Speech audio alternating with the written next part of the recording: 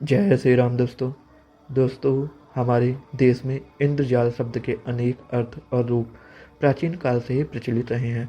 प्राचीन भारत में इंद्रजाल का एक अलग ही स्वरूप विद्यमान रहा है, जिसके अनुसार इंद्रजाल का अर्थ है इंद्रियों का जाल या आवरण, अर्थात वह विद्या जिससे इंद्रियां जाल से ढकी सी आच्छादित हो जाएं।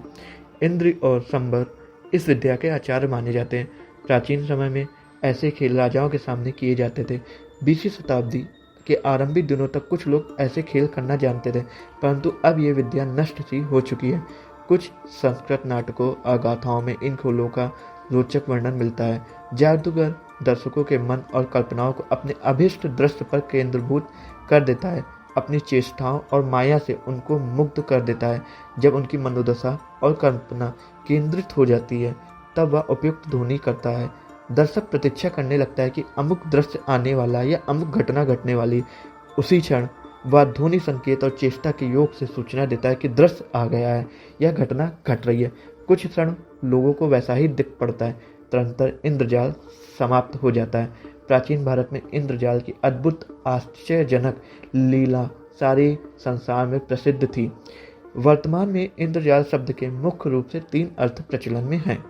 प्रथम, इंद्रजाल नामक पुस्तक के नाम से ये शाब्दिक शब्द सर्वाधिक प्रसिद्ध है, अर्थात जिस ग्रंथ में अनेक उपयोगी सिद्धि देने वाले मंत्र, यंत्र, तंत्र, शांतिक, वशीकरण, स्तंभन, विदेशन, उच्चाटन, मारण आदि षटकर्म प्रयोग विधि तथा नाना प्रकार के कौतुक व रंग आदि प्रयोजनीय वस्तुओं, आश्चर्य रूप खेल, तमाशे, वैद्यक संबंधी औषधिया, रसायन आदि का वर्णन हो, उस शास्त्र को इंद्रजाल कहा जाता है। अभी तक प्रायः जितने भी इंद्रजाल छपे हैं, उनमें एक न एक त्रुटि पाई जाती है। द्वितीय जो है, इंद्रजाल एक समुद्री पौधा है जिसमें पत्ती नहीं होती। ये एक अमूल्य वस्तु है, इसे प्राप्त करना दुर्लभ है।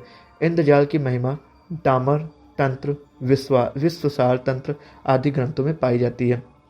इसे विधि पूर्वक प्रतिष्ठा करके साफ कपड़े में लपेट कर पूजा घर में रखने से अनेक प्रकार के लाभ होते हैं।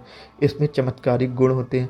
मान्यता है कि जिस घर में इंद्रजाल होता है पौधा, वहाँ भूत प्रेत जादू टोने का प्रभाव नहीं पड़ता। इसके पूजा स्थल पर होने से घर में किसी तरह की बुरी नज़र का प्रभाव नहीं पड़ता। इसकी लकड़ी को गले में पहनने से हर तरह की गुप्त शक्तियाँ स्वप्न में साक्षात्कार करती हैं।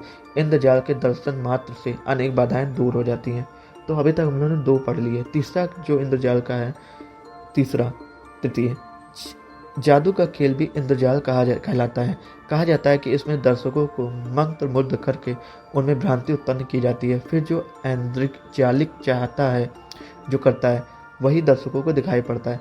अपनी मंत्र माया से वह दर्शकों के वास्ते दूसरा ही संसार खड़ा कर देता है। मदारी भी बहुधा ऐसा ही काम दिखाता है, परंतु उसकी क्रियाएं हाथ की सफाई पर निर्भर करती है और उसका क्रिया क्षेत्र परिमित तथा संकुचित होता है।